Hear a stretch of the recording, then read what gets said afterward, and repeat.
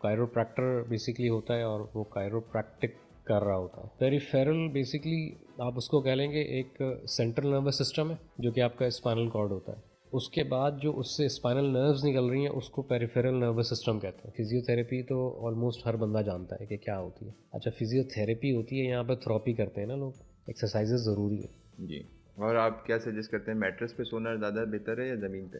ज़मीन पे तो मैं रेकमेंड नहीं करूँगा, वो बहुत ज़्यादा स्टिफ हो जाती है फिर बैक। इसमें ये है कि आप एडिकेट मैट्रेसेस आते हैं, आप उन फर्म मैट्रेसेस को अडेप्ट करें। ख़वातीन पेशेंट्स आती हैं ना, वो अपने आप को छोड़ देती हैं, अपने बच्चों पे लग जाती हैं, खावन पे लग जाती हैं, उनकी अपनी लाइफ सिर्फ वो होते हैं, अपने आप को छोड़ देती हैं वो हाँ, बिल्कुल। खावंद हो गए, बच्चे हो गए, बस सास हो गई, ससुर हो गए। कि अपनी ज़ात जो है ना कुछ मायने नहीं हाँ। रखती है। आप फिट रहेंगी तो ख़ानदान फिट रहेगा आपका, और अगर आप फिट नहीं रहेंगी तो पूरा घर डिस्टर्ब रहेगा, क्योंकि एक औरत ही पूरे घर को चला रही होती है।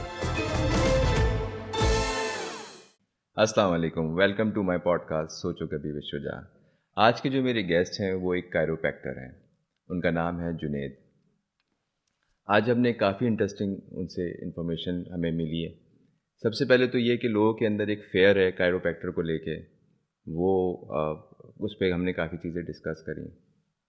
और ये एक ऐसी अवेयरनेस है जिसको मुझे लगता है जिसमें अभी भी काफ़ी गुंजाइश है लोगों को पता चले कि ये एक ऐसी मेडिकल आपकी पूरी बॉडी की ओवरऑलिंग है जिसके लिए आपको शायद किसी की वेट करने की ज़रूरत नहीं है कि आपको कोई पेन हो तो आप जाएं। अगर आप वैसे भी किसी कैरोप्रैक्टर को विज़िट करेंगे तो एक तरह से आपकी बॉडी की पूरी अलाइनमेंट होगी, आप बहुत रिलैक्स फील करेंगे। तो आज का एपिसोड आखिर तक देखिएगा, इसमें आपके लिए हमने एक पैकेज भी रखा है ताकि आपको इसमें एक कंप्लेन हमें ये भी आती रही है कि काफ़ी एक्सपेंसिव होता है, लेकिन ऐसा नहीं है। जो कि आप आखिर में जाएंगे तो आपको पता चलेगा कि हमने इसमें क्या पैकेज रखा है। और आइए हम अपना प्रोग्राम शुरू करते हैं। अस्सलाम वालेकुम। वालेकुम अस्सलाम। कैसे हैं आप? अल्लाह का शुक्र है। तो आपको डॉक्टर कहा जाए या आपको कायरोप्रैक्टर कहा जाए? कायरोप्रैक्टर कहा जाए तो वो बेहतर रहेगा। और इसका कोई आसान वर्ड नहीं है जो ताकि लोगों के लिए आसान हो जाए? मुझे लगता है कि इतनी ज़बरदस्त चीज़ है, लेकिन लोग शायद इसके नाम की वजह से ही, और कुछ वीडियोस ऐसी आ गई हैं जिसकी वजह से लोग डरते हैं। असल में प्रोनाउंसिएशन का मसला है हाँ, सारा। कोई आसान निक निकाल दें आज आप इसका। Cairo Cairo. सबसे आसान तो ये हो सकता है। कायरो, इट्स हाँ बेटर।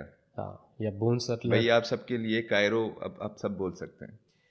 तो कायरोप्रैक्टर बेसिकली होता है और वो कायरोप्रैक्टिक कर रहा होता है। जो ठीक है। एडजस्टमेंट्स होती हैं वो कायरोप्रैक्टिक होती हैं, और डिफरेंट जॉइंट्स पे ये एडजस्टमेंट्स अप्लाई की जा रही होती हैं डिफरेंट लेवल ऑफ थर्ड्स के साथ। नहीं, इसको और हम आसान करेंगे। पहले तो मुझे इसकी हिस्ट्री आप थोड़ी सी ना बताएं कि ये, ताकि लोगों के लिए भी है ये, असल इसकी में हिस्ट्री क्या है? इसकी हिस्ट्री अगर हम पीछे जाते हैं यूएस में, 1895 में डॉक्टर डी पामर के नाम से एक साहब गुज़रे हैं। इन्होंने दरियाफ्त किया था, इनके पास इनके ऑफिस में एक स्वीपर था, और वो उसकी हेयरिंग में कुछ इश्यूज़ थे, तो इन्होंने कुछ एडजस्टमेंट की। नेक्स्ट डे वो जब आया तो उसकी हेयरिंग में इम्प्रूवमेंट थी। तो उन्होंने इस चीज़ को दरियाफ्त किया और उस पर काम करना शुरू किया कि ये जो पेरिफेरल्स हैं हमारे, ये कनेक्टेड हैं हमारी जो स्पाइनल नर्व्स हैं उससे। नहीं, आपने पहले क्या बताया? पेरिफेरल्स। ये इसको और आसान कर दें ताकि लोगों के लिए ना आसानी हो। पेरिफेरल बेसिकली आप उसको कह लेंगे एक सेंट्रल नर्वस सिस्टम है जो कि आपका स्पाइनल कॉर्ड होता है। उसके बाद जो उससे स्पाइनल नर्व्स निकल रही हैं उसको पेरिफेरल नर्वस सिस्टम कहते हैं। ठीक है। ठीक है, पीएनएफ। तो इसमें ये चीज़ें होती हैं कि वो हर एक ऑर्गन में, ये सेंसरी नर्व्स होती हैं सारी, जो कि सेंस कराती हैं आपको। हेयरिंग का सेंस है, टच का सेंस है। ठीक है, तो इस तरह के बहुत सारे ऑर्गन्स हैं आपके, तो सारे ऑर्गन्स में भी जा रही होती हैं। अब इसका हरगिज़ ये मतलब नहीं है कि सिर्फ कायरोप्रैक्टर ही इलाज करेगा, बाकी जो जितने भी सर्जन हैं वो सारे बेकार हैं, ऐसा नहीं है। कुछ बीच में ऐसी एक आई थी मुझे कॉल्स के कि कायरोप्रैक्टर ही सब कुछ है। मैंने कहा नहीं, ऐसा नहीं है, मैं बीइंग अ कायरोप्रैक्टर इस चीज़ को डिनाई करता हूँ। इसमें ये होता है कि आपकी जो लाइफस्टाइल को थोड़ा सा बूस्ट करने के लिए ये चीज़ होती है, बाकी पेन को रिलीव करने के लिए होती है। और बहुत सारे लोग आते हैं जिनको क्रॉनिक इश्यूज़ होते हैं, एक्यूट इश्यूज़ होते हैं, वो आ रहे होते हैं, जो पेन से रिलेटेड सारी चीज़ें होती हैं। ठीक। अब ना मेरे सवाल जनरेट होना शुरू हो गए चाहिए। माइंड में। क्यों, कौन आदमी है जो आपके पास आएगा, उसको क्या प्रॉब्लम फील होगी तो वो आपके पास आए? या जैसे हमें होता है ना, लेट्स एज्यूम कि किसी आदमी को अगर बुखार है तो वो एक जनरल फिजिशियन के पास चला जाएगा, किसी को किडनी का प्रॉब्लम है तो वो इसमें ये होता है कि जैसे आपको ये जो स्पाइन है इसके बारे में मैं थोड़ा सा बता देता हूँ। ये 3 सेगमेंट्स में बटी हुई है, सर्वाइकल स्पाइन, थोरेसिक स्पाइन और लंबर स्पाइन। सर्वाइकल स्पाइन आपके नेक को रेफ़र कर रहा है, थोरेसिक स्पाइन आपके रिब केज का एरिया पूरा, और लंबर स्पाइन आपकी कमर का हिस्सा। तो ये 3 हिस्से हो जाते हैं ऊपर से लेके नीचे तक। यही मेन चीज़ होती है सारी। अगर इसमें कोई डिफ़ॉर्मिटी मेजर आ जाए, जैसे आपने सुना होगा कि कोई मेजर एक्सीडेंट हो गया और उसमें किसी का मोहरा ब्रेक हो गया तो वो अपाहिज हो जाता है। तो अब मोहरे का अल्टरनेट कोई नहीं है। ये एक ऐसी चीज़ है जो कि आपका प्रोटेक्टर होता है आपकी स्पाइनल कॉर्ड का। अब इस चीज़ को हम ऐसे ले सकते हैं कि जैसे एक शील्ड है, क्योंकि अंदर तो एक फ्लूइड की ट्यूब है, उस ट्यूब को प्रोटेक्ट करना है। अब मोहरा ही जो प्रोटेक्टर है वही टूट जाएगा तो फिर वो तो डैमेज होगी ना। अब वो डैमेज होती है तो फिर पैरालिसिस होते हैं और दीगर चीज़ें होती हैं। इसमें पैरालिसिस के अंदर भी 2 चीज़ें आ जाती हैं, एक ब्रेन से रिलेटेड होता है, एक हार्ट से रिलेटेड होता है। तो ये कुछ चीज़ें हैं। अच्छा, मुझे ना पहले तो ये बताएं कि वो कौन से पेशेंट्स हैं जो जिनको ये पता हो कि हमें अगर ये प्रॉब्लम हो रही है तो हमें सीधा बगैर सोचे समझे कायरोप्रैक्टर के पास जाना चाहिए? मस्कुलर स्पैज़म जिनको होता है, आम लफ्ज़ों में इसको कहते हैं आपके मसल्स पट्टों में खिंचाव। ये तो हर हर दूसरे आदमी कराची में तो हर हर दूसरे आदमी को ये है। हाँ, तो इसमें एक चीज़ ये हो सकती है कि आप जैसे सर्वाइकल का ले लेते हैं हम, नेक का पेन। अब किसी को नेक का पेन है, वो गलत सो गया, पॉस्चर का भी बहुत बड़ा रोल होता है इसमें। या तकिया, बगैर तकिए के सो गए, तकिया निकल गया। अब इसमें ये होता है कि उनको तकलीफ़ आ गई, कभी कभार ऐसा भी होता है कि मूवमेंट ही नहीं हो पा रही होती है, तो उसमें भी हम कायरोप्रैक्टर्स जो हैं बड़े हेल्पफुल रहते हैं, रह सकते हैं। अगर किसी तरीके के बंदे के पास चले जाए, मैं ये नहीं कह रहा कि मेरे पास आए, बहुत सारे कायरोप्रैक्टर्स बैठे हैं और सबकी अपनी अपनी रेपुटेशन है। लोगों को चाहिए कि वो सर्च करें या रेफरल्स बहुत सारे होते हैं लोगों के, उस पे जाएं। सर्वाइकल का इश्यूज़ होते हैं बहुत सारे, किसी का सीवियर होता है, किसी का स्टार्टिंग होती है, एक्यूट होता है, तो उसमें अगर वो कर लें तो इतना ज़्यादा नहीं पड़ता। प्लस आपका जितने भी जॉइंट्स हैं उनमें अगर आपको कोई डिफ़ॉर्मिटी है या कोई सर ये किसी तो किस्म का पेन है, जुनेद हर दूसरे तीसरे आदमी का खेल है ये तो। उस वक्त जितने भी मेरे तो लोग मेरे ख्याल है पास हर आदमी जितने भी लोग मेरे पास आते हैं वो यही बताते हैं कि जी हमारे ख़ानदान में तो वो साहब हैं, वो साहिबा हैं, इनको ये तकलीफ़ है, वो तकलीफ़ है। तो वो बहुत सारे ऐसे होते हैं कि जिनको अल्लाह पाक शिफा देते हैं। मैं तो अपनी कोशिश कर रहा होता हूँ, तो वो फिर रेफरल आ रहे होते हैं इस चलें। तरह से। एक तो आपने मुझे सर्वाइकल का बताया, हाँ, दूसरा लोअर बैक पेन, ये वो भी सबसे ज़्यादा है। वो तो मेजॉरिटी लोगों को। ये सबसे ज़्यादा है, ख़ासकर यहाँ हमारे यहाँ जो सड़कों का हाल है वो कोई इतना ख़ास नहीं है। हाँ, ठीक है, तो इंफ्रास्ट्रक्चर पे तो काम की ज़रूरत है ही, लेकिन उस पे ज़ाहिर सी बात है हमारा बस नहीं है उस पे। हम ये कर सकते हैं कि अपना पॉस्चर बेहतर रखें, चाहे हम गाड़ी चला रहे हैं या हम मोटरसाइकिल चला रहे हैं। इसमें हमारे उठने बैठने तक की जो लाइफस्टाइल कवर करता है ना पूरा, वो सब बहुत ज़्यादा मैटर कर रहा होता है। अक्सर लोग मेरे पास आते हैं जिनका आईटी का काम है, वो प्रोलॉन्ग बैठे सिटिंग्स हुए होती हैं है जी, प्रोलॉन्ग सिटिंग होती है, तो वो उनके बैठने का तरीका गलत है, वो स्लाउच करके बैठते हैं। स्लाउचिंग से होता क्या है कि जो लंबर स्पाइन का ओरिजिनल कर्व होता है वो स्ट्रेटनिंग की तरफ चला जाता है, वो कर्व रिमूव होना शुरू हो जाता है। स्पाइन एग्जैक्टली वो इस तरह से जो होता है वो। स्पाइन जिसमें जो कर्व होता है स्पाइन का, वो स्ट्रेट होना शुरू हो जाता है। उस स्ट्रेटनिंग से होता ये है कि एक तो कंप्रेशन बनता है आगे की तरफ, मोहरे का जो आगे का हिस्सा है मोहरों का, उसमें कंप्रेशन आना शुरू होता है, डिस्क दबना शुरू हो जाती है, और जो उसके साथ मसल्स कनेक्ट हुए हुए, क्वाड्रेटिक लंबोरम, क्यूएल मसल्स कहते हैं उनको, उनमें तनाव बढ़ना शुरू हो जाता है। अब वो जब खिंचाव आना शुरू होता है तो आपको ऑल टुगेदर ओवरऑल कमर में दर्द रहना शुरू हो जाता है और हर वक्त दर्द रहता है। ये मैं एक लेटर स्टेज की बात कर रहा हूँ। इनिशियली अगर इस चीज़ को एड्रेस कर लिया जाए तो इतनी आगे जाता ही नहीं इंसान। लेकिन हमारे यहाँ पे ये है कि बस पैरासीटामोल ले लें और नहीं नहीं, काम हो पेन जाता है, किलर्स है उसको ना सर। सप्रेस कर देते हैं। हाँ, पेन किलर्स देखिए, खा लो, पेन किलर्स खाने से ये होता है डॉक्टर के कि पास चले जाओ। वो वो भी मेडिकेशन दे देते हैं। मेडिकेशन हमारे यहाँ पे भी कुछ लोग दे रहे होते हैं, लेकिन वो जनरल होती है, मसल स्पैज़म, एंटी स्पैज़म होती हैं और एंटी इन्फ्लेमेटरी होती हैं, क्योंकि इन्फ्लेमेशन और ये स्पैज़म जो है इसको आप कॉम्बिनेशन में काम करते हैं तो जल्दी रिकवरी हो जाती है। तो और उसके अलावा नी का पेन गुड होता है जी, गुड। बिल्कुल। ओ, ये एज रिलेटेड होता है। इसमें मैंने बहुत कम देखा है कि जैसे बहुत, जवानों के भी घुटने आजकल जा रहे हैं। नहीं इतना नहीं होता वो, इंजरी इंजरी रिलेटेड होता है, डिफॉर्मिटी रिलेटेड नहीं होता वो।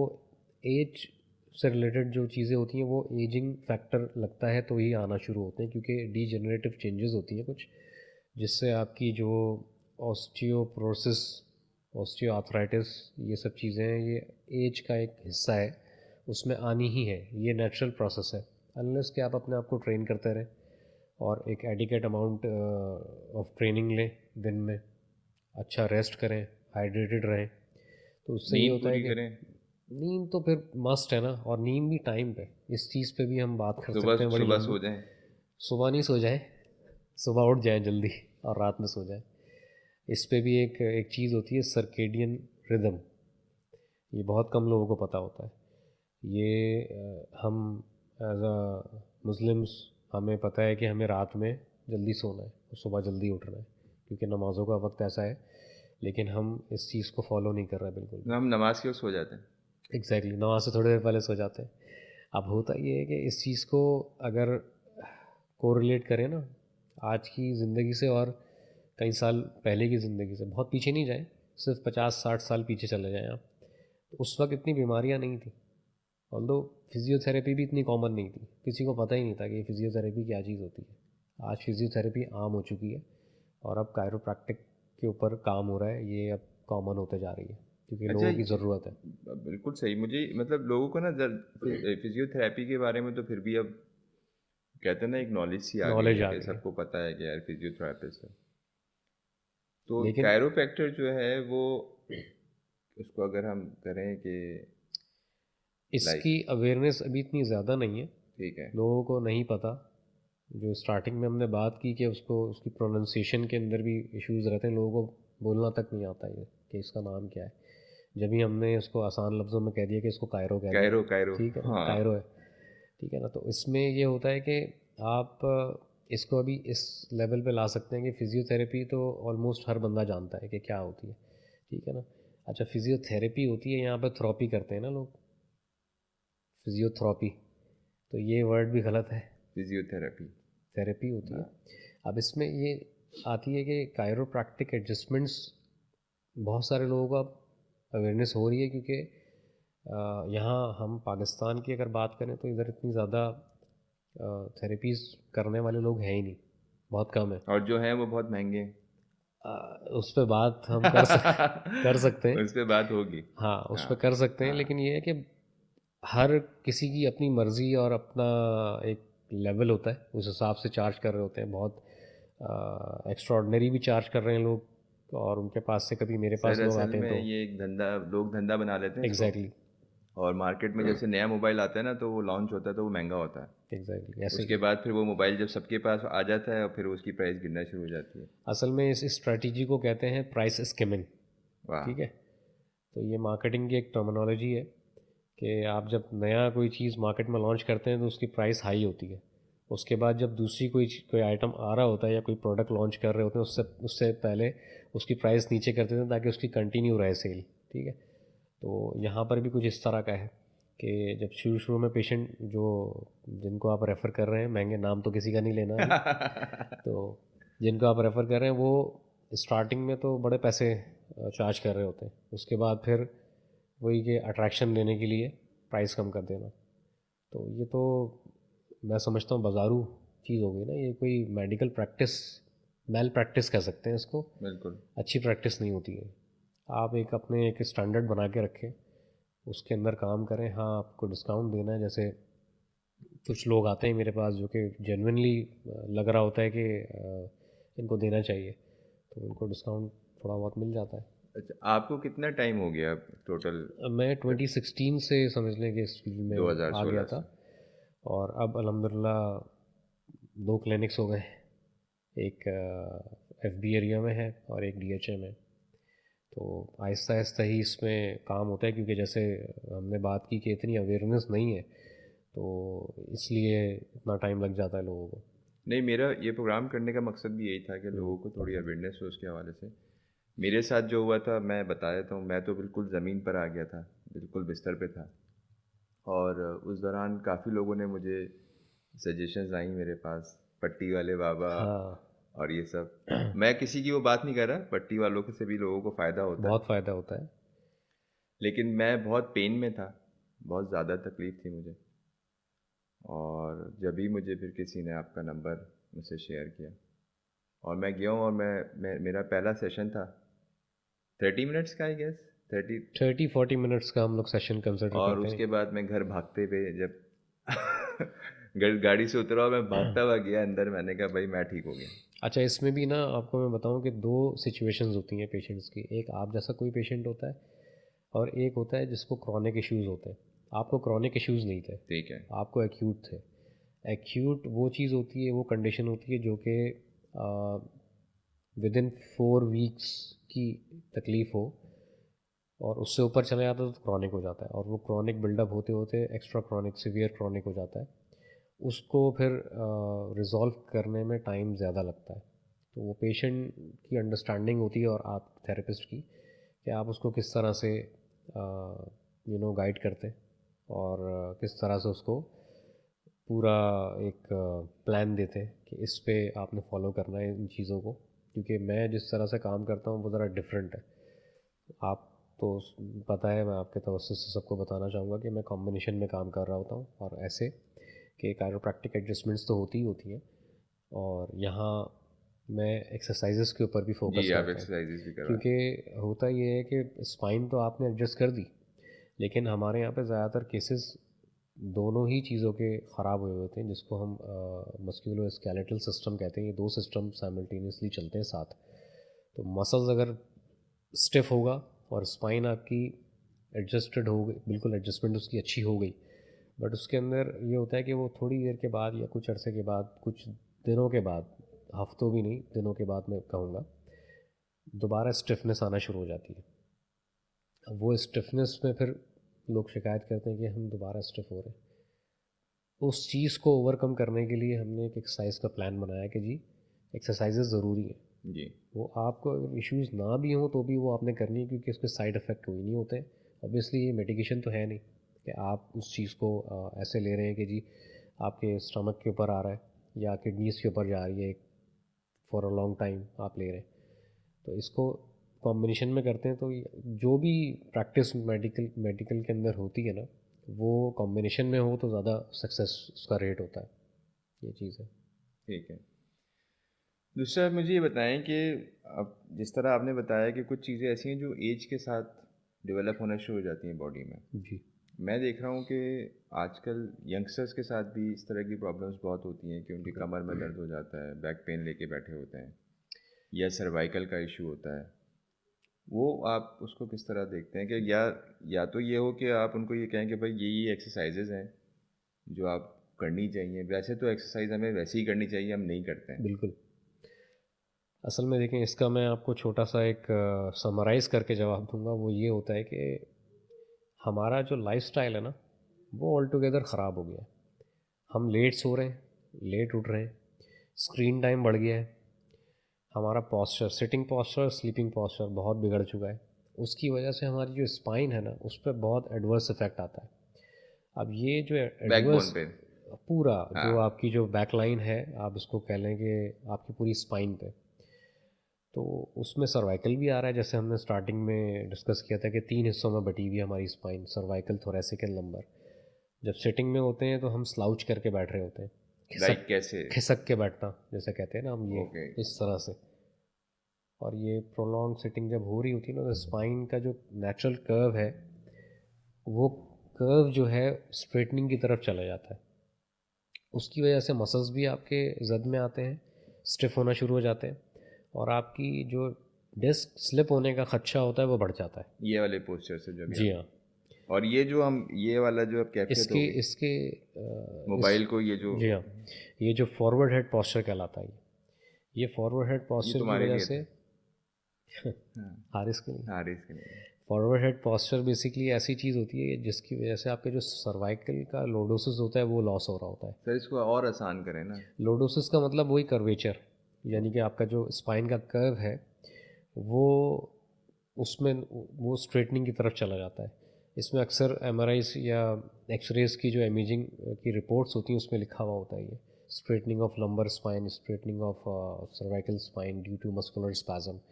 अब वो स्पैज़म ही होता है जो कि जिसको हम सख्ती कहते हैं, स्टिफनेस कहते हैं मसल्स की, वो फिर वापस आने नहीं देता उसको।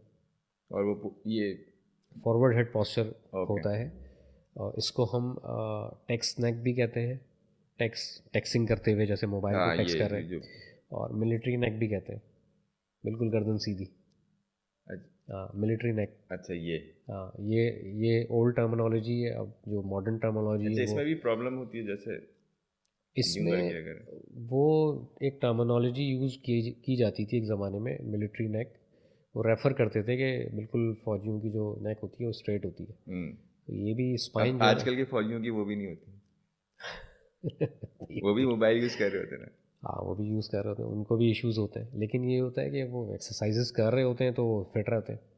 इत्तेफाक की बात है, हाँ आज ही एक नेवी वाले आए थे, उनको लंबर स्पाइन में इशू आया था, एक कोई जर्क आ गया था ड्यूरिंग एक्सरसाइज, कोई प्रैक्टिस चल रही थी उनकी, तो उनको एडजस्ट किया, उनका मसल्स का भी था, साथ साथ मसल में भी इश्यूज आ जाते हैं। अच्छा मैंने जब एक्सपीरियंस किया ना तो मुझे ये लगा कि ये ज़रूरी नहीं है कि आप वेट करें कि कुछ होगा तो आप जाएंगे। मेरा ख्याल है ये एक ऐसी, जैसे हमारी गाड़ियाँ कार्स हमारी जैसे मैकेनिक के पास जाती हैं और डेंटर के पास जाती हैं, इसी तरीके से एक आदमी को अपनी अगर डेंटिंग पेंटिंग करवानी हो और सही बात ओवरऑलिंग है, करवानी हो। ओवरऑलिंग करा दी। इसमें देखें, दो तरह की अप्रोचेज़ होती हैं। एक होती है रिएक्टिव अप्रोच, जो कि कुछ हुआ फिर आपने रिएक्ट किया, जो कि हम पाकिस्तानियों के अंदर रच बस गई है। ठीक है, उसमें भी बिल्कुल लास्ट स्टेज पे देखते हैं हाँ कि बस हाँ बिल्कुल। पानी सर से ऊपर जाएगा तो फिर अब जाएंगे। अब जाते हैं फिर, वरना तो कोई मसला ही नहीं था, गुजार लेंगे। ठीक है, तो एक होती है प्रोएक्टिव अप्रोच। ठीक है, अब प्रोएक्टिव अप्रोच के अंदर ये क्या होता है कि आपने जैसे बात की कि पहले से कर सकते हैं हम, तो अगर कोई बंदा अपने मसल्स को ट्रेन करता आ रहा है और सही एंगुलेशन पे कर रहा है तो उसको इंजरी नहीं होगी कभी भी। और एडिकेट वार्म अप ज़रूरी है। वार्म अप तो लोग कर लेते थे, लेकिन कूल डाउन का कॉन्सेप्ट हमारे यहाँ अब आना शुरू हुआ है। कूल डाउन भी वैसे ही होता है जैसे वार्म अप हो रहा होता है। आप अपनी बॉडी को कूल डाउन करके फिर घर की तरफ निकलते हैं। अगर आप जिम गए हुए हैं या किसी ट्रेनिंग सेंटर में या किसी ग्राउंड में आप ट्रेनिंग कर रहे हैं, तो उसमें भी जब आप बाहर निकलेंगे तो सारी टेंशन ऑफ लोड करके निकलेंगे। तो इसी तरह से यही है कि कोई भी इंसान, अगर हम कायरोप्रैक्टिक की स्पेसिफिकली बात करें, तो अगर उसका लाइफस्टाइल सेडेंट्री है, बिल्कुल भी एक्टिविटीज़ के अंदर इन्वॉल्व नहीं है, वो सिर्फ उसकी सिटिंग है, काम कर रहा है, मेजॉरिटी तो लोगों का आजकल यही है। तो आई वुड रिकमेंड देम कि वो ट्वाइस अ मंथ ये एडजस्टमेंट करवाएंगे, जिसका लाइट एक्टिविटी है, लाइक 1 से 2 दिन जिम जा रहा है, तो वो मंथ में एक दफ़ा करवाएगा। अच्छा, ख़वातीन के भी मसाइल बड़े हैं, और ख़वातीन का तो मैं हमेशा जिक्र भी करता हूँ अपने प्रोग्राम में कि छोड़ देती हैं बस अपने आप को, वेट भी गेन कर रही होती हैं। एक्सरसाइज तो खैर कोई हमारे यहाँ कॉन्सेप्ट ही नहीं है, बल्कि हमारे यहाँ एक आई थी हमारी गेस्ट, उन्होंने कहा इसको हमने एक्सरसाइज को और जिम को ना लग्जरीज का पार्ट बना दिया, कि अगर कोई जिम जा रहा है तो कोई लग्जरी कोई बात हो रही है, नॉर्मल तो हमारे यहाँ कोई अफोर्ड नहीं कर सकता या कोई जाने का सोचता भी नहीं है। ये असल में अप्रोच की बात होती है सारी। अब जो वेस्टर्न कल्चर है उसमें आप देखें, जो कि हमारा भी था एक ज़माने में, जैसे हमने शुरू में बात की कि आप 50-60 साल पीछे चले जाएं, तो वहाँ पर लोग बड़े फिट होते थे। उसका रीज़न ये था कि अर्ली मॉर्निंग उठते थे। दादियाँ नानियाँ हमारी कैसे फिट होती। बिल्कुल, और खुराकें भी बेहतर होती थी, जंक फूड था नहीं उस वक्त। जंक फूड अभी भी जो है कोई इशू नहीं करता अनलेस कि आप उसको बर्न कर लें। अब ज़रूरी नहीं कि आप जिम जाएं, आप घर पे स्ट्रेचेस ही कर लें, वही बहुत होती हैं आपको। मेरे पास यहाँ क्लिनिक पे जब लोग आते हैं काफ़ी सारे, तो उसमें से काफ़ी लोग ऐसे भी हैं जो जिम गोअर्स होते हैं, उनको जिम में इंजरीज आ जाती हैं। तो मैं जब उनको कुछ सर्टन स्ट्रेचेस करवाता हूँ तो उनकी चीखें निकलती हैं।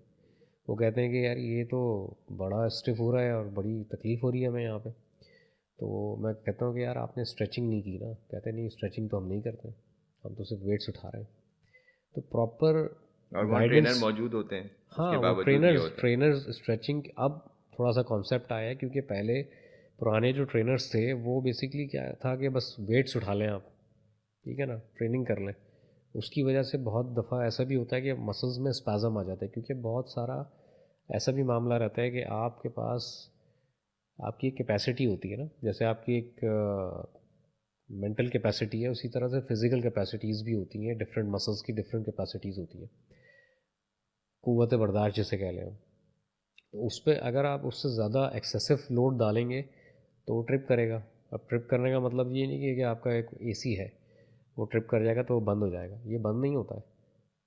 इसमें आपकी हालत जो है ना वो ख़राब होती है। खराब है। हाँ, कि आपको पेन आना शुरू हो जाएगा, मसल में स्टिफनेस बहुत ज़्यादा सख्ती आ जाएगी, वही पट्टों में खिंचाव तनाव आ जाएगा और इंजरीज आ जाती हैं, मसल रप्चर हो जाते हैं और उसकी रिपेयर फिर बहुत टाइम ले लेती है।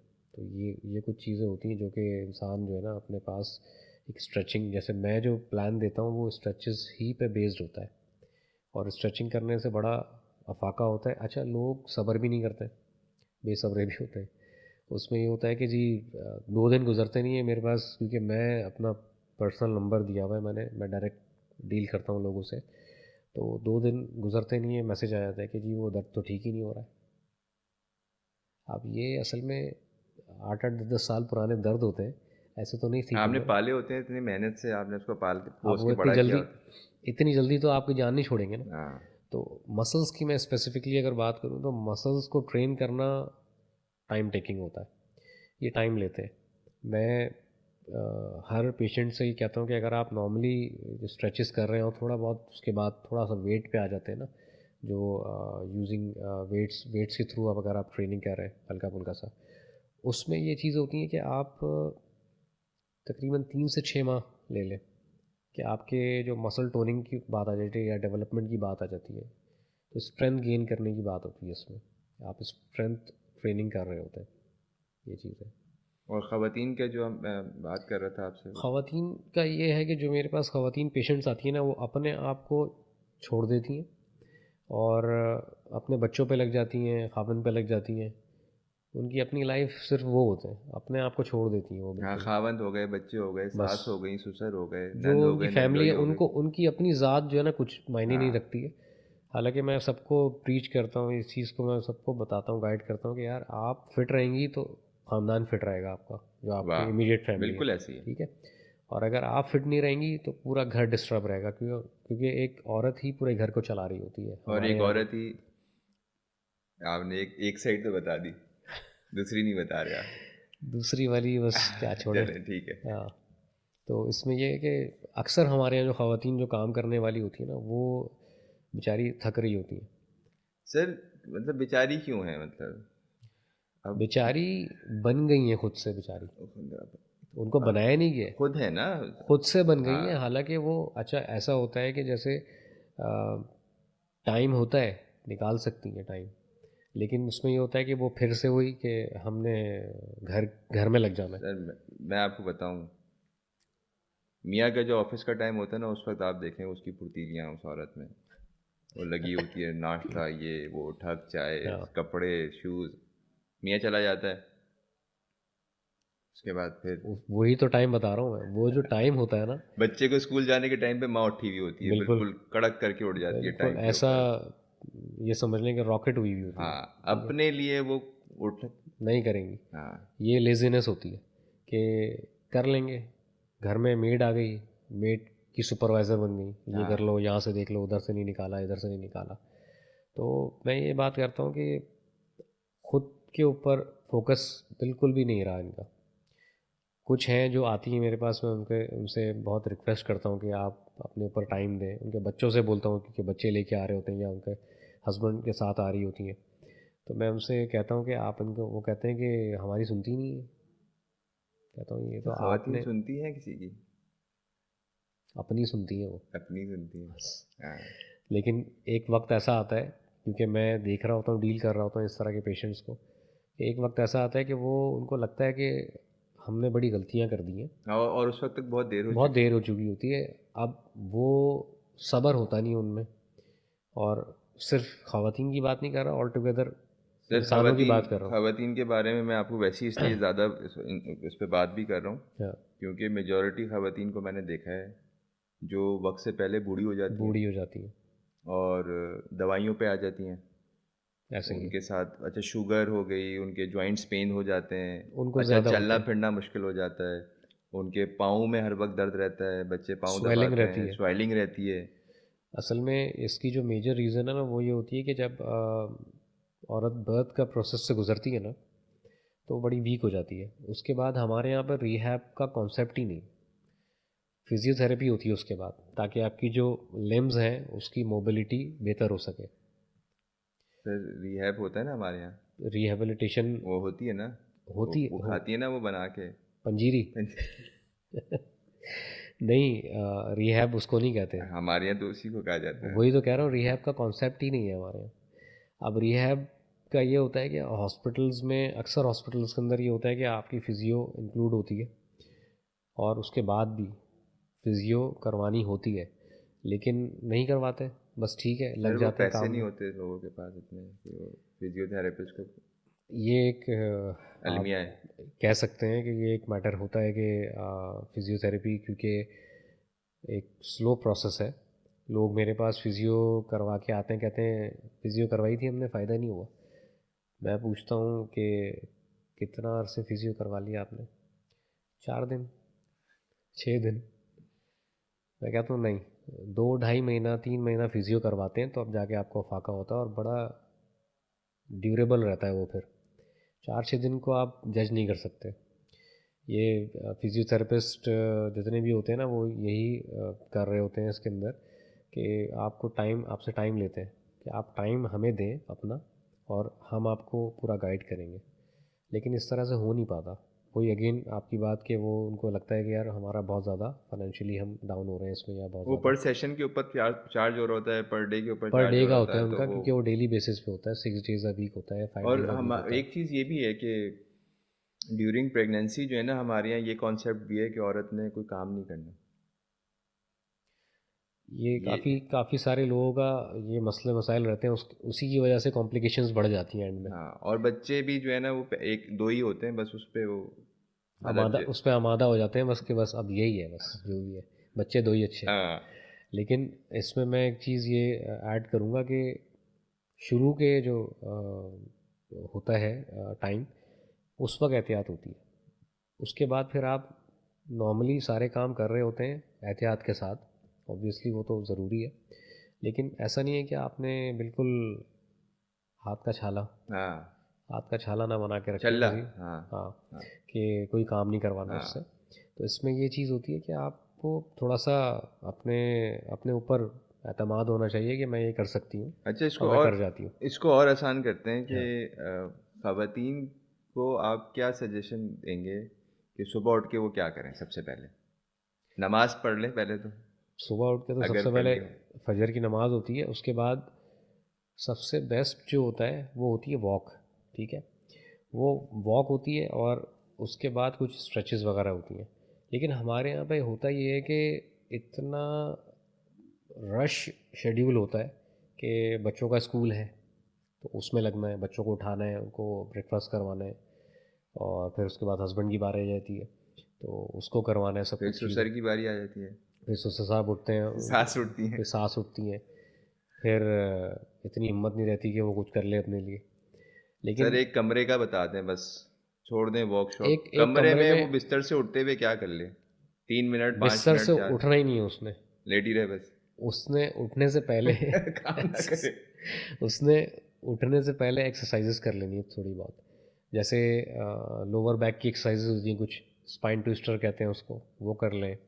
कीगल एक्सरसाइजेज होती हैं, जैसे नी टू चेस्ट स्ट्रेचेस होती हैं, वो कर लें।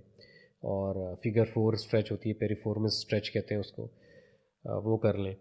उसके बाद फिर आपकी जो थोड़ी और मोबिलिटी, आप नेक की स्ट्रेचेस होती हैं, left and right, up and down, ये कर लें। हाथ की स्ट्रेचेस होती हैं। तो जब ये, क्योंकि सुबह जब इंसान उठता है ना, तो सबसे ज़्यादा स्टिफ उस वक्त हो रहा होता है। फिर जब मूवमेंट में आता है तो फिर जाके कहीं सेटल डाउन होता है। तो अगर ये पहले से कर लें आप तो बड़ा फ्रेश हो जाते हैं। अच्छा, अक्सर ये भी होता है, इसमें मैं एक चीज़ ऐड करूँगा, आपका जो मैट्रेस की स्टेट है ना, वो भी बहुत काउंट करती है। अगर आपका मैट्रेस बहुत ज़्यादा सॉफ्ट है, लोग मुझसे पूछते हैं अक्सर आके कि मैट्रेस कैसा होना चाहिए, हमारा तो बड़ा सॉफ्ट है, बहुत पुराना है, 10 साल हो गए। हाँ, 10 साल हो जाते हैं। क्योंकि वो लाइफ टाइम वारंटी है, तो भाई वो चले जा रहा है। तो लाइफ टाइम वारंटी वाले का मतलब ये नहीं होता कि हाँ, आप उसको चेंज ना करें। जो सॉफ्ट हो गया है मैट्रेस, वो आपकी हेल्थ के लिए अच्छा नहीं है, क्योंकि आपकी स्पाइन को अनइवन कर रहा है वो सोते वक्त। जब आप सो रहे हैं तो वो आपकी स्पाइन को स्ट्रेट नहीं रख रहा। और आप क्या सजेस्ट करते हैं, मैट्रेस पे सोना ज़्यादा बेहतर है या ज़मीन पे? ज़मीन पे तो मैं रेकमेंड नहीं करूँगा, वो बहुत ज़्यादा स्टिफ हो जाती है फिर बैक। इसमें ये है कि आप एडिकेट मैट्रेसेस आते हैं जो कि थोड़े फर्म होते हैं, आप उन फर्म मैट्रेसेस को अडेप्ट करें, अपने स्लीपिंग पॉस्चर को बेहतर करें, तो आपकी स्पाइन बेहतर नहीं सर, रहेगी। अगर 10 साल पुराना वाला बेड वो है, मैट्रेस है, हम्म, तो क्या करा जाए? उसको फिर आप रिप्लेस, उस मैट्रेस पे ज़्यादा बेहतर समझते हैं सुलाना या ज़मीन पे? ज़मीन पे कॉटन के मैट्रेस के साथ। वो जो गद्दा डायरेक्ट होता है। ज़मीन, जी, गद्दे पे डायरेक्ट ज़मीन पे नहीं नहीं, आएंगे। डायरेक्ट ज़मीन से मुराद मेरी ये नहीं कि बिल्कुल हाँ, फ्लैट ज़मीन पे। अगर आप रिप्लेस कर सकते हैं उस मैट्रेस को, तो वेल एंड गुड। बहुत अच्छी बात है। अगर वरना आपकी आप, इस्तात है, हाँ क्योंकि अक्सर लोग ही, वो बहुत महंगे हो गए हैं सर, ऑर्थोपेडिक जो हाँ बिल्कुल ऐसे ही मैट्रेसेस है। हैं। तो जो बड़े ब्रांड्स हैं, नाम नहीं लेंगे हम अगेन, हम्म, तो वो बहुत महंगे हो गए। और अगर आप नॉर्मल पे भी जाते हैं तो वो भी लोगों की पहुंच से बाहर हो रहे हैं अब। तो आप नॉर्मली एक ऑप्शन ये होता है कि आप ज़मीन पे सो जाएं, गद्दा बिछा के। मच बेटर ऑप्शन आपके पास ये है कि अगर आपके हाँ, पास मैट्रेस के पैसे नहीं है, तो तो आप आप गद्दे सेकंड वाले ऑप्शन, जो कॉटन वाला जो गद्दा होता है जी हाँ, उसके ऊपर नीचे उस पे ज़मीन पे आप सोएं। सो सकते हैं। लेकिन उसमें भी एक चीज़ ये होती है कि 1 से 1.5 हफ्ता आपकी बैक, क्योंकि बहुत ज़्यादा सॉफ्ट पे सोने की आदि आदी आदि हो थी, चुकी। और वो थोड़ा सा आपको थोड़ा सा 2-4 रोज़ तंग करेगा, लेकिन इवेंचुअली आप उसके आदी हो जाते हैं। और ये एक ऐसी आदत है जो कि आपकी स्पाइन को स्ट्रेट रखेगी ना, तो आपको फिर इश्यूज़ नहीं होंगे, ठीक है, आप सुबह फ्रेश उठेंगे फिर। ठीक है। अच्छा जुनैद, मुझे ये बताएं कि एक मैंने वैसी खुद भी फील किया है और मैंने लोगों को भी देखा है, एक खौफ है, एक डर है, अच्छा। ये ऐसा क्या, क्या वो जो यूट्यूब पे वीडियोस या इंस्टा पे जो वीडियोस आती हैं उसको देखकर लोगों का बैठ गया है या क्या है? हाँ, एग्जैक्टली, वीडियोस को देखकर लोग डर जाते हैं कभी। उन्होंने वीडियोस में क्या किया कि वो जो क्रैक्स है ना, उसकी एक साउंड लगा दी, बना के ना वो एडिट कर दिया उसको कि वो या करके नहीं, एकदम वो एक्चुअल साउंड होती भी है। एक्चुअल होती है। वो तो हाँ, मेरी खुद इतनी हाँ, निकली है मुझे तो पता है। वो एक्चुअल होती हैं। और वो क्या चीज़ होती है, लोग ये समझते हैं कि हड्डियाँ टूट रही हैं। वो बेसिकली आपकी बॉडी के जॉइंट्स के अंदर नाइट्रोजन गैस होती है। वो जब पॉप होती है तो आप इजी फील करते हैं, आपकी रेंज ऑफ मोशन अच्छी हो जाती है, इंक्रीज़ हो जाती है, और आप लाइट फील करते हैं। तो लोग ये समझ रहे होते हैं कि शायद वो बोन क्रैकिंग की साउंड है, लेकिन वो बोन क्रैकिंग की नहीं होती, वो एडजस्टमेंट हो रही होती है आपकी। आपके जो भी जितने भी excessive amount of nitrogen gas है वो रिलीज़ हो जाती है उस वक्त, तो आप इजी फील करते हैं। एक तो ये डर की वजह होती है। दूसरा, ये लोग देख रहे होते हैं जो फॉरेन कायरोप्रैक्टर्स हैं उनकी वीडियोस। अब यहाँ पर जो ट्रस्ट की बात आती है, वो एक्रेडिटेड बहुत कम लोग हैं। जैसे मैं सर्टिफाइड हूँ, तो बहुत सारे लोग यहाँ बैठे हुए हैं जो कि शायद उनके पास सर्टिफिकेशन नहीं है, आई ठीक थिंक। है। ठीक है ना, तो वो उससे भी डरते हैं लोग। मुझसे सवाल करते थे लोग, अब तो कम हो गया है वो सवाल, जब भी होता है तो मैं बता देता हूँ कि जी सर्टिफाइड हूँ। तो वो सर्टिफिकेशन का, जो कि उनका राइट है पूछने का, तो बहुत सारे लोग हैं भी और बहुत सारे नहीं भी हैं। सर, डॉक्टर से जाके कोई पूछता है कि तुम बताओ तुम्हारे पास एमबीबीएस तुमने कहाँ से किया है? मैंने तो आज तक ये सवाल नहीं सुना किसी बिल्कुल से। ऐसे ही है। यहाँ पे क्यों है पे सारे मसले? यहाँ पर इसलिए है क्योंकि यहाँ पर लोगों का ट्रस्ट डेवलप इतना हुआ नहीं है जितना, डॉक्टर्स तो बैठे हुए सालों से, ठीक है, और जाली डिग्रियाँ और जाली डॉक्टर भी पकड़े गए हैं बहुत सारे। तो लेकिन उसके बावजूद भी लोग नहीं पूछते। ये एक ऐसी चीज़ है क्योंकि ये आपकी स्पाइन है ना, तो उस पर हर कोई इतनी जल्दी ट्रस्ट नहीं करता। अब ये होता है कि एक लेवल, ट्रस्ट का लेवल होता है, वो जब आप बना लेते हैं ना तो फिर आपसे कोई सवाल नहीं करता। लाइक सोशल मीडिया प्रेजेंस हो गई आपकी, ठीक है। उसके बाद रेफरल जो होते हैं वो तो आपसे कुछ कोई सवाल नहीं करेगा, वो सिर्फ इस एक्सपेक्टेशन से आएगा कि मैंने इसके पास से ठीक होके जाना है, और मेरा ठीक है। दर्द में रिलीफ मिल जाएगा। मुझे रिलीफ मिलेगा, मुझे, मैं इस बंदे के पास आऊँगा तकलीफ़ में और मुझे सुकून में, मैं जब घर जाऊँगा तो मैं सुकून में रहूँगा। तो वो तो एक अलग लेवल होता है ट्रस्ट का। लेकिन जो बिल्कुल एक नया आदमी आ रहा है, जैसे आप मुझे गूगल पर सर्च करके आई गेस आए थे, तो आप शायद थोड़े से, आपके दिल में भी थोड़ा सा खौफ था कि ये, पता तो था आपको कि ये क्या चीज़ होती है, लेकिन चूँकि मुझे शौक था।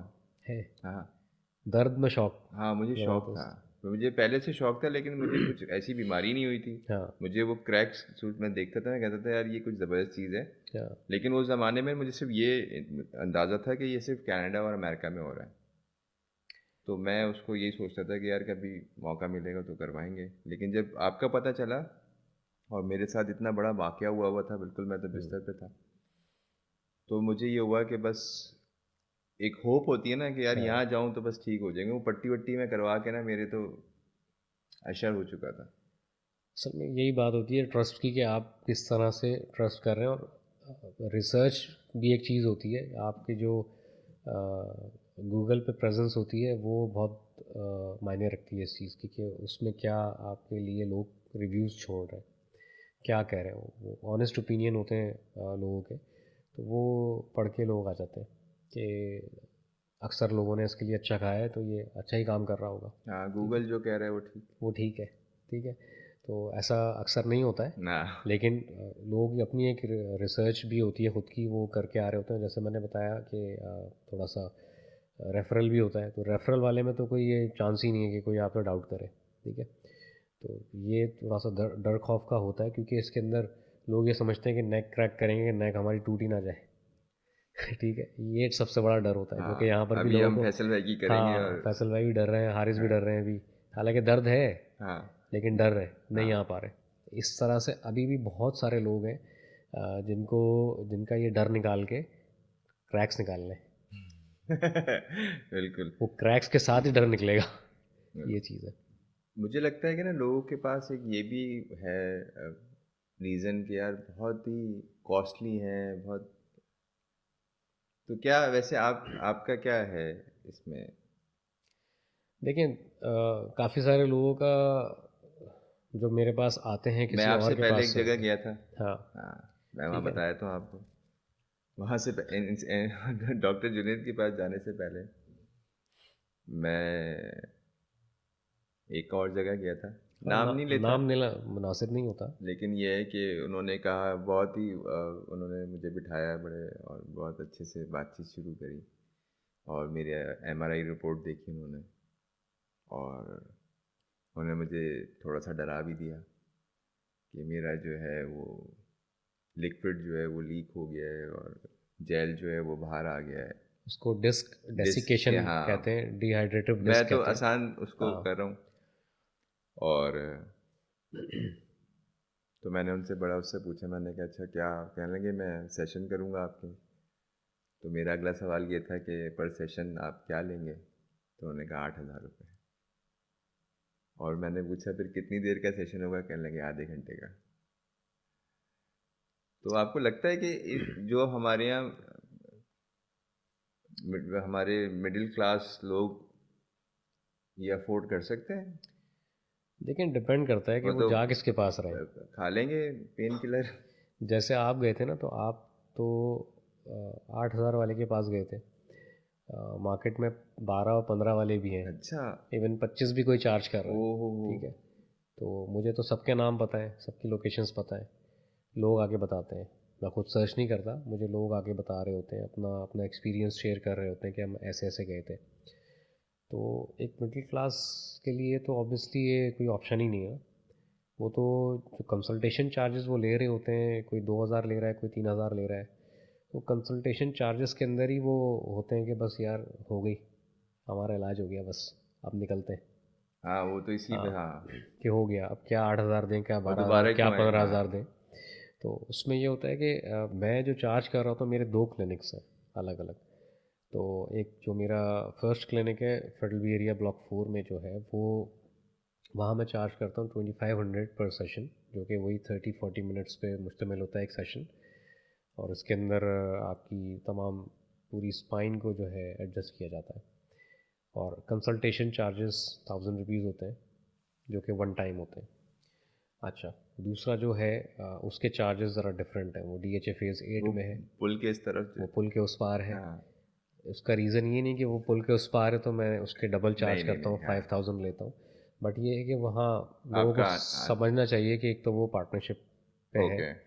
दूसरा वहाँ के जो मेनली ओवरहेड्स हैं वो बहुत ज़्यादा वो होते हैं। हाँ हाँ ऑब्वियसली आप कंपेयर नहीं कर सकते FB एरिया की इंफ्रास्ट्रक्चर और रेंटल एग्जैक्टली अमाउंट्स को, एग्जैक्टली। और वहाँ की अमाउंट्स को नहीं कंपेयर कर सकते, सेम नहीं है, ज़्यादा है उधर की। तो उस हिसाब से हमें देखना पड़ता है। और वो लोग वहाँ से ट्रैवल करके इधर आते भी नहीं है, जो वहाँ की आवाम है DHA की, क्योंकि ज़ाहिर सी बात है ट्रैवलिंग और टाइम। हाँ सर, वो तो हम तो समझते हैं ना, वो ऑब्वियसली तो पुल के बहुत उस सारे लोग तरफ, नहीं हाँ समझते, हाँ। बहुत सारे लोग आर्ग्यू कर रहे होते हैं कि डबल चार्ज कर रहे हैं, ये क्या बात हो गई। नहीं नहीं, वो तो ऑल्दो वहाँ पर मैं अगर अपनी बात करूँ तो DHA में मैं सबसे कम चार्ज कर रहा हूँ। DHA और क्लिफ्टन का जो एरिया है उसमें सबसे कम चार्ज कर रहा हूँ। मिनिमम आई गेस वहाँ पर 5500 है या 7500 है पर सेशन। तो हमने भी उसमें भी कम किया हुआ है, उसमें भी हम कुछ कर देते हैं कि जो ठीक भी है। आता है पेशेंट तो उसको हम देख लेते हैं कि हाँ चलो कुछ कर सकते हैं इसमें, जो गुंजाइश होती है। तो एक जैसे जो आपने सवाल किया कि मिडिल क्लास आदमी क्या करेगा, तो उसके लिए हम ये करते हैं कि 3 से 5 सेशंस का होता है हमारा। इस दरमियान में किसी को 2 सेशंस में भी इफाका हो जाता है, किसी को 4 में हो जाता है। जैसे मैं हूँ, मुझे तो पहली में ही हो गया था। आपको पहली में हुआ था, लेकिन दूसरा मैंने आपको रेकमेंड किया था, एडवाइस किया था कि दूसरा आपने करवाना है, हाँ। तो वो आपने करवाया। उससे होता ये है कि इसकी जो अब लोग मुझसे पूछते हैं, सवाल करते हैं कि यार क्या ये परमानेंट सोल्यूशन है। तो ये एक अच्छा, ये पक्का वर्ड, सवाल हाँ है ये कि क्या कायरोप्रैक्टिक परमानेंट सोल्यूशन है इस पेन रिलीफ के लिए। तो उनको सिंपल सा जवाब देता हूँ, जो समझदार लोग होते हैं वो चुपचाप समझ लेते हैं कि ये दुनिया तो आर्जी है, इसमें परमानेंट तो कुछ भी नहीं है सिवाय आपकी एज के। जो कांस्टेंट है वो आपकी एज है, जो कि हर वक्त बढ़ती रहेगी, 1 मिनट भी पीछे नहीं जा सकता, आगे ही जाएगा। उसी हिसाब से अपने आप को आपने कीप अप रखना है, और सारी एक्सरसाइजेज और जितनी भी चीज़ें आपको बताई जाती हैं वो सब करना होता है। तो सस्टेन करने के लिए इसमें ये होता है कि नंबर ऑफ़ सेशंस रखे जाते हैं। जैसे आप एक में बेहतर फील करें तो दूसरा और तीसरा भी ले लें, वो थोड़ा लेट ले लें, थोड़ा सा तवील कर लें, इसको फासला बढ़ा दें। एक अगर आपने आज लिया है तो आप 1 हफ़्ते बाद ले लें दूसरा, फिर 2 हफ़्ते बाद तीसरा ले लें। तो इस तरह से होता है। उसमें ये सस्टेनेबिलिटी की बात आ जाती है, आप सस्टेन कर जाते हैं उसको, बहुत ज़्यादा तक देर तक चल जाता है। अब कुछ पेशेंट्स मेरे पास ऐसे होते हैं जिनको एक में बड़ा ज़बरदस्त अफाका हो जाता है, उसके बाद वो 2 महीने बाद उससे बड़ी इंजरी लेके आ रहे होते हैं, क्योंकि उन्होंने सस्टेन ही नहीं किया ना एक्सरसाइजेस की। एक्सरसाइजेस भी कर लेते तो बहुत सस्टेनेबिलिटी काम हो जाता, सस्टेन नहीं कर पा रहे होते वो। यानी एक पेन में वो उनको एक पेन हुआ, आपके पास आए, रिलीफ मिल गया, उसके बाद उन्होंने फिर अपनी नॉर्मल लाइफ उसी तरह से शुरू कर दी असल विदाउट में एक्सरसाइज। असल में कॉन्सेप्ट ही यही है ना यहाँ पर, कि रिएक्टिव अप्रोच थी, रिएक्शन लिया, ट्रीटमेंट कराने आए, एक ट्रीटमेंट में अच्छा फ़ायदा हुआ, उसके बाद फिर सेट हो गए जी, एक्सरसाइज भी छोड़ दी, ट्रीटमेंट तो छूट ही गई क्योंकि उसमें तो पैसे लग रहे हैं, ठीक है। तो वो तो चीज़ छूट गई, फ़ायदा हो रहा है जी हमें, हम नहीं जा रहे। वो फ़ायदा नहीं हो रहा, आपका नुकसान ही हो रहा है। अब आप जब आते हैं ना, अच्छा मेरे पास कुछ लोग आते हैं, वो कहते हैं कि हमने फ़लाँ से कराया था तो इतना अच्छा फ़ायदा हो गया था, 10 साल पुरानी बात कर रहा है, ठीक है। 10 साल बाद आते हैं, कहते हैं कि उस तरह का फ़ायदा नहीं हुआ, हुआ है लेकिन वैसा नहीं हुआ। 10 साल भी तो गुजर गए, 10 साल बूढ़े भी तो हो गए आप, वो भी तो देखें ना, आपकी रिकवरी भी तो स्लो हो गई। ये चीज़ें भी मैटर कर रही होती है ना बहुत। हाँ, अगर आप अपने आप को ट्रेन कर रहे होते, थोड़ा थोड़ा ही ट्रेन कर रहे होते हैं डेली बेसिस पे, या 4 days a week, 3 days a week, 5 days a week, तो उस तरह की जो रिकवरी है ना वो नहीं हो पाती है, बिकॉज़ एक एक एज के पार्ट में थे आप पहले, और उसके बाद फिर वो चीज़ आप आगे की तरफ एक्सपेक्ट करते हैं तो कभी भी नहीं होती, क्योंकि आप आगे बढ़ते हैं विदाउट एनी ट्रेनिंग, तो इश्यूज़ बढ़ के आते हैं फिर आपको। और एक नॉर्मल एक सेशन में कितना टाइम लगता है एवरेज, अगर आप एक सेशन की हम एक बात सेशन करें में तो 30 से 40 minutes, 30 to 40 minutes? 30 to 40 minutes का एक सेशन होता है। इसके अंदर आप पूरी फुल एडजस्टमेंट हम कर रहे होते हैं यहाँ पे। तो ये एक मामलात रहते हैं। उसके बाद गाइडेंस, बहुत सारे लोगों को नहीं समझ में आ रही होती हैं चीज़ें, तो मैं पूरा टाइम देता हूँ उनको। ये नहीं कि पीछे पेशेंट्स बैठे हुए हैं तो जी पेशेंट नहीं बैठे नहीं, हुए वो हैं तो एक्सक्यूज़ मैंने कर खुद लिया। भी एक्सपीरियंस किया था आपके तो साथ वो पूरा जब तक पेशेंट नहीं समझता, और मैं पर्सनल नंबर इसीलिए दे रहा होता हूँ अपना कि कोई भी इशू हो तो डायरेक्ट मुझे करे। क्योंकि कोई भी मेरे अलावा कोई भी बंदा, चाहे वो मेरा असिस्टेंट ही क्यों ना हो, वो गाइड उस तरह से नहीं कर सकता, क्योंकि उसको इतना नहीं पता होगा कि क्या केस है इसका। या क्योंकि हर बॉडी डिफरेंट है, और हर इश्यूज़ हर बॉडी के अंदर डिफरेंट तरीके से आ रहे होते हैं, उनको डिफरेंट तरीके से ट्रीट किया जाता है। ऑल्दो इसमें बज़ाहिर जो वीडियोस देख रहे होते हैं, या मेरी भी कुछ वीडियोस हैं, उसमें लगता तो सेम ही है, लेकिन हम उसमें ये होता है कि थर्स्ट का लेवल डिफरेंट कर रहे होते हैं according to age, according to present time situation, या पेन की कंडीशन कितनी है उसकी, कितना बर्दाश्त कर सकता है। वो जो डर वाली बात थी कि डरते खौफ क्यों है, कि वो इसलिए होता है कि ज़्यादा पेन होता है तो इंसान ज़्यादा डरता है, बहुत डरपोक है इंसान असल में, तो वो डर रहा होता है इस तरह से। ये चीज़ है। और कोई ऐसा, जुनेद ये बताएं कि कोई ऐसा केस जो वर्स्ट केस आपके पास आया हो, आपने हैंडल किया हो और बाद में उसको वो बिल्कुल नॉर्मल लाइफ है अपनी एक मेंटेन कर रहे हो? लड़का आया था मेरे पास, और वो कंधों पे आया था अपने दोस्तों के, और बिल्कुल जवान लड़का है। और क्या एज होगी उसकी आई थिंक 28-30, मुझे इस पर नौजवान हो गया ना? हाँ, लड़का है बिल्कुल। अभी रिसेंटली शादी हुई है उसकी, ठीक। जनवरी में शादी हुई है उसकी। लास्ट ईयर आया था, 2023 जून में आया था वो मेरे पास। उसने मुझसे सबसे पहले सवाल किया था, डिस्क बल्जेस थे उसके लंबर स्पाइन में। तो क्या एक्सीडेंट हुआ था उसका? नहीं, उसका एक्सीडेंट नहीं हुआ था, वही प्रोलॉन्ग सेटिंग्स थी उसकी। ओके। और उसके बाद उसको पेन्स हुए, बहुत ठीक ठाक पेन निकला उसको। फिर जब वो मेरे पास आया, वो एक दो लोगों के पास गया भी था। पहले और घूम चुके थे? हाँ, एक दो लोगों का जिनका आपने जिक्र किया, उनसे ऊपर वालों के पास भी जा चुके थे। तो वही कि वो अक्लमंद आदमी था, उसने ऑब्ज़र्व कर लिया था कि यहाँ मेरा काम नहीं बनना, बट इनकी जेबें जा रही हैं, भर रही हैं। तो वो उसने और सर्च किया तो मेरा नाम आया। अब जब वो मेरे पास आए तो उन्होंने, क्योंकि वो एक्सपीरियंस्ड थे इस हवाले से, उन्होंने सवालों की पर्ची निकाली और मेरे सामने रख दी। सबसे बड़ा सवाल ये था कि मैं सही हो जाऊंगा और मुझे कितना टाइम लगेगा। मैंने स्ट्रेट अवे कहा कि 6 मंथ्स लगेंगे आपको। 6 महीने मेरी गाइडेंस पे चलते रहे ना, बिल्कुल सब्र करके और कंसिस्टेंट रहे, तो अल्लाह के हुक्म से बहुत शिफा मिलेगी इंशाल्लाह। और वैसे ही हुआ। 5 जून को आया था वो स्पेसिफिकली, मुझे याद है, मेरे पास पूरा डेटा होता है पेशेंट्स का। और वो लिम्पिंग करते हुए आया था, बहुत पेन था उसको, रेडिएट हो रहा था पेन, जिसको हम शाटिका कह सकते हैं, ओ, ठीक है, अरकुन्नेसा जैसे कहते हैं। मरकुन्नेसा। उस दर्द में आया था वो। एडजस्टमेंट हुई, बहुत अच्छी हुई एडजस्टमेंट। अफाका इतना नहीं हुआ शुरू में, क्योंकि बहुत ज़्यादा पेन एग्रीवेट हो चुका था। अब उसके बाद ग्रेजुअली उसने सेशंस करवाए, उसके नंबर ऑफ़ सेशंस 3 से 5 नहीं हुए थे, उसके ज़्यादा हुए थे, ज़्यादा हुआ? क्योंकि उसका केस बहुत वर्स था। और बहुत सारे आप न्यूरो सर्जन्स के पास भी चले जाते हैं तो उसमें से कुछ आपको ऑपरेशन भी बोल देते हैं, तो मरीज़ उधर और ज़्यादा मरीज़ हो जाता है कि मुझे तो ऑपरेशन बोल दिया और मेरी एज तो कुछ है ही नहीं, अभी अभी तो लाइफ शुरू ही नहीं हुई मेरी। तो वो और परेशान हो गया था। तो नंबर ऑफ़ सेशंस करवाए, उसके बाद फिर उसको स्ट्रेचेस दी, एक्सरसाइजेस पे लगाया, इवेंचुअली उसको जिम पे शिफ्ट किया। 5 दिसंबर को जब वो मेरे पास आया था तो वो माशाल्लाह खड़े होकर नॉर्मली नमाज़ पढ़ना शुरू कर चुका था, जबकि वो बैठ के पढ़ रहा था उस वक्त। इस केस को मैं ऐसा कहूँगा कि मैंने 6 मंथ्स लगाए उस पर, और अल्लाह ने उसको बड़ी शिफा दी। और 2024 जनवरी में उसकी माशाल्लाह से शादी हुई है, और बिल्कुल नॉर्मल लाइफ जी रहा है वो।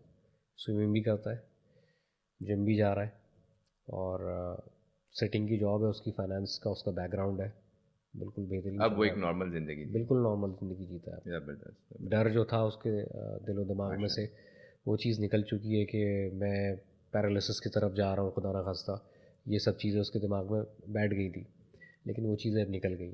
बस उसको मैंने ये चीज़ एक मशवरा दिया था कि आपने ये एक्सरसाइजेस अब लाइफ टाइम छोड़नी नहीं है, क्योंकि ये चीज़ें बुरी नहीं है, ये आप उसको लाइफस्टाइल कैसा बना लें। और उसने लाइफस्टाइल चेंज किया, अर्ली बेड पे जाता था, अर्ली राइज करता था, तो वो चीज़ बहुत हेल्प किया उसको हील करने में।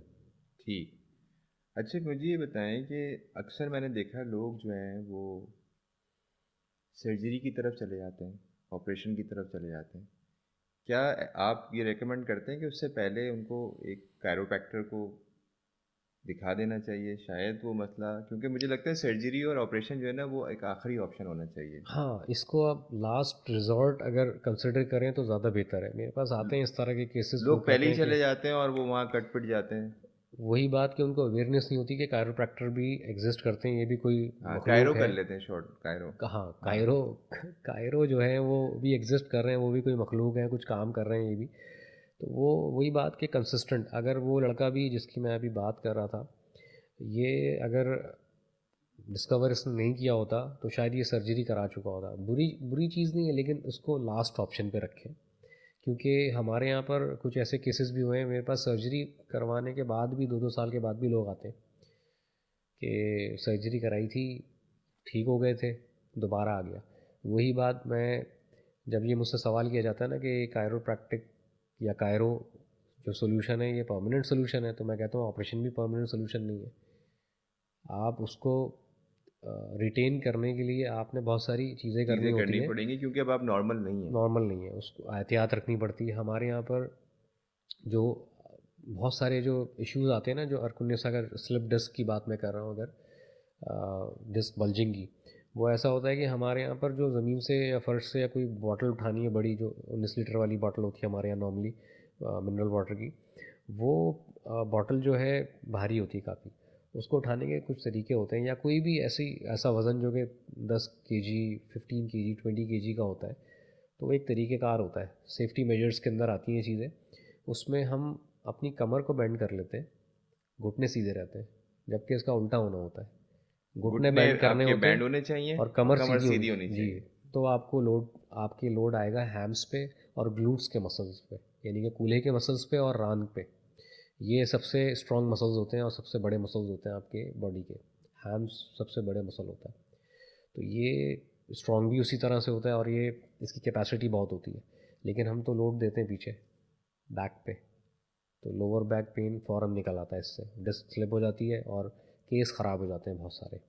तो लोगों को फिर यही रिकमेंड किया जाता है कि आप वज़न उठाएं, लेकिन तरीके से उठाएं।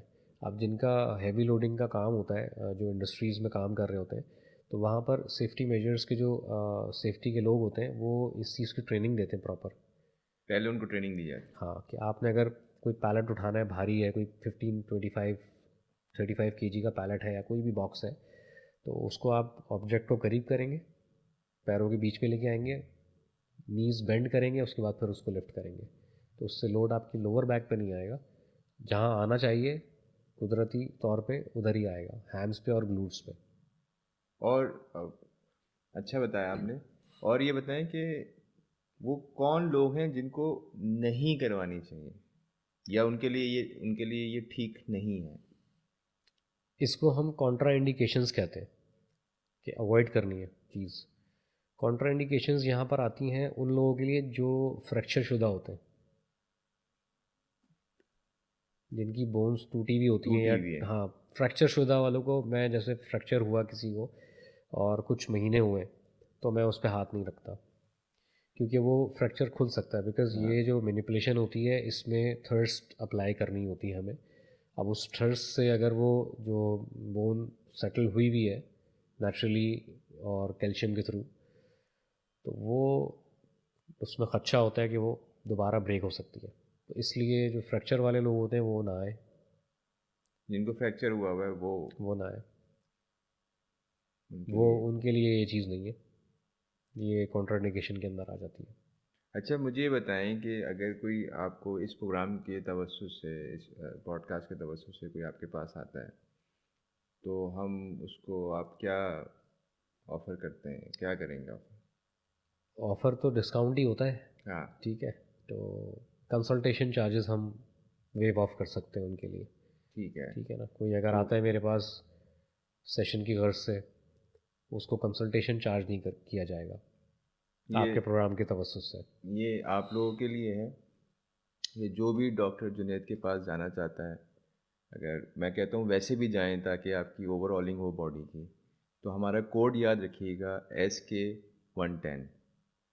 डॉक्टर साहब जो भी आपके पास आएगा वो SK110 आपको बताएं। जी बिल्कुल। उसमें और फिर ये है कि वेव ऑफ कर देंगे हम उनकी कंसल्टेशन चार्जेस, सिर्फ सेशन के चार्जेस चार्ज किए जाएंगे उन पे। इतनी इन्फॉर्मेटिव आज गुफ्तगू हुई है आपके साथ। ये और मैं तकरीबन तमाम ही पेशेंट्स को बता रहा होता हूँ। ये तो खैर काफ़ी एक्सटेंसिव हो गई, लेकिन काफ़ी सारी चीज़ें सवालात पूछ रहे होते हैं, क्योंकि अक्सर ये होता है। एक चीज़ मैं और ऐड करूँगा यहाँ पर, ये हम इसको ज़्यादा से ज़्यादा प्रमोट करें तो बेहतर है। वो ये है कि जो एक अच्छा डॉक्टर वो होता है जो गुड लिसनर हो। अगर आप पेशेंट की नहीं सुनेंगे, उसको वैल्यू नहीं करेंगे कि इसको तो कुछ पता ही नहीं है, सब कुछ तो मैं जानता हूँ, फिर आप इलाज नहीं कर रहे उसका, फिर आप कमाई कर रहे हैं अपनी। अच्छा, कुछ तो सुनते भी नहीं है ना, वो बोलते हैं तो दूर की बात, सुनते भी नहीं है, बस वो अपना लिख के दे देते हैं कि आपको तो ये कुछ लो पता ही नहीं है, जाओ। हम सब तो हम जानते हैं। हालांकि पेशेंट का जो फीडबैक होता है सबसे इम्पोर्टेंट तो वही होता है कि उसको पेन कब हो रहा है, कैसे हो रहा है, कहाँ हो रहा है, कितनी इंटेंसिटी से हो रहा है। तो उस सब चीज़ों के बाद एक टेलर मेड प्लान बनाया जाता है उसके लिए। तो जब तक आप अच्छा नहीं सुनेंगे, मैं समझता हूँ, ये मेरा ओपिनियन है, कोई अगर इससे ऑफेंस हो रहा है तो उसके लिए मैं एडवांस में माज़रत चाहूँगा, लेकिन अच्छा लिसनर होना चाहिए आपको किसी भी डोमेन के लिए। सिर्फ डॉक्टर्स की बात नहीं कर रहे या थेरेपिस्ट की बात नहीं कर रहे, किसी भी डोमेन के अंदर आप अच्छे लिसनर होंगे तो आप अच्छा रिस्पॉन्ड कर सकेंगे उसको, सामने वाले को। अच्छा, एक चीज़ मैं और ऐड करना चाहूँगा इसमें, सर्केडियन रिदम के नाम हमने अभी लिया था। तो सर्केडियन रिदम बेसिकली क्या चीज़ होती है, वो एक साइकिल होता है आपका, जो कि चाँद और सूरज के हिसाब से हमारी बॉडी चल रही होती है। अब जब सूरज गुरूब होता है तो मेलाटोनिन एक केमिकल होता है बॉडी के अंदर, वो प्रोड्यूस होना शुरू होता है। वो अंधेरे में ही प्रोड्यूस होगा, और जब आप सोते हैं आपकी बॉडी में उस वक्त वो ज़्यादा प्रोड्यूस होना शुरू होता है। और ये आपको आपकी जो स्लीप साइकिल है उसको प्रमोट करता है। जितनी अच्छी स्लीप आपकी होगी उतना ज़्यादा ये आपकी बॉडी के अंदर प्रोड्यूस होगा, और आपका जो हेल्दी लाइफ स्टाइल है वो बनना शुरू होगा। बॉडी के अंदर बेसिकली आपकी जो एक सेल्फ हीलिंग पावर है ना, उसको प्रमोट करता है ये बहुत ज़्यादा। पहले के जो लोग थे वो इतना ज़्यादा बीमारियां इसलिए अपने ऊपर नहीं हावी करते थे या आती थी उन पे, वो इसीलिए होती थी कि वो जल्दी सो जाते थे और उनकी बॉडी सेल्फ रिपेयर पे चली जाती थी। इसमें दो फेजेस होते हैं। एक फिज़िकल रिपेयर होता है, जो कि आपकी बॉडी का कोई वूंड है वो हील होने में टाइम लेता है। तो आप अगर रात में जल्दी सो जाते हैं तो बहुत सारी केमिकल आपकी बॉडी के अंदर रिलीज़ हो रहे होते हैं जो रात में सोते वही रिलीज़ होते हैं। और सेकंड फेज़ जो होता है वो साइकोलॉजिकल रिपेयर होता है। जब आप डीप स्लीप में चले जाते हैं तो आपके जो थॉट प्रोसेस है वो रिपेयर हो रहा होता है, जब आपकी आई की जो मूवमेंट है वो रैपिड हो जाती है। ये फोर्थ स्टेज ऑफ स्लीप होती है, जो कि थोड़ी देर के लिए होता है लेकिन ये हो जाता है। फिर आप वही तहज्जुद का वक्त आता है तो उस वक्त आप उठना होता है आपने, वो जागने का वक्त होता है। लेकिन उस टाइम अनफॉर्चुनेटली अब हम लोग सो रहे होते हैं या उस वक्त सोने के लिए लेटते हैं, तो जाग रहे होते हैं, इसलिए हम इतनी ज़्यादा अपनी बॉडी को हील अप नहीं कर पाते, जो कि एक नेचुरल प्रोसेस है जिसको हम अवेल कर सकते हैं। सिर्फ सो जाएं जल्दी तो ये अवेल हो जाएगा। अच्छा, आप ऑन कॉल भी करते हैं वैसे अगर कोई? कंसल्टेशन पहले होता था कि अगर किसी ने पूछना होता है और मेरे पास उस वक्त टाइम हो, बहुत सारे पेशेंट्स इस टाइम पे फ़ोन कर रहे होते हैं जो मैं क्लिनिक का टाइम करता हूँ, तो उनसे मैं माज़रत कर लेता हूँ। उनसे मैं कहता हूँ व्हाट्सएप पे मुझे वॉइस नोट छोड़ दें तो वो मैं सुन लूँगा। आप अपने क्लिनिक का टाइम भी अगर बता दें हमारे नाज़रीन को। क्लिनिक का जो मेरा टाइम है वो फेडरल एरिया वाला क्लिनिक का टाइम है 5 टू 9 PM, और DHA वाले का टाइम है 11 to 3 PM, 11 AM to 3 PM। ये 3 डेज़ अ वीक होता है DHA वाला, like Tuesday, Thursday and Saturday. And FB area वाला क्लिनिक है 7 days a week. Thank you doctor Junaid. आपका शुक्रिया, आपने बुलाया। नहीं, और आपने टाइम निकाला हमारे लिए, अपने मसरूफ़ आप होते हैं, मुझे अंदाज़ा है इस बात का। नहीं, बस ये चीज़ समझें कि एक अवेयरनेस के लिए करना मुझे पड़ेगा। मुझे था कि मैं आपको बुलाऊं और लोगों को बताऊं कि भाई ये इतना ज़बरदस्त किस्म का एक डोमेन है, डोमेन है जिसको लोग अभी तक समझ नहीं पा रहे। समझ नहीं पाए। बस वही बात कि लोगों का डर निकल जाए तो फिर निकल जाएगा सर इस पॉडकास्ट के अगर बाद। निकलता है अभी निकालेंगे इंशाल्लाह। इंशाल्लाह। ये बहुत इन्फॉर्मेटिव आज का एपिसोड था। मुझे बहुत सारी बातें ऐसी थी जो मेरी नॉलेज में भी नहीं थी और आज मुझे पता चली, और उम्मीद है आप लोगों को भी काफ़ी चीज़ें पता चली होंगी और एक जो फेयर है उसको लेके वो ख़त्म हुआ होगा। अब हमें इजाज़त दें, नेक्स्ट गेस्ट के साथ इंशाल्लाह नेक्स्ट एपिसोड में फिर हाजिर होंगे। अल्लाह हाफ़िज़।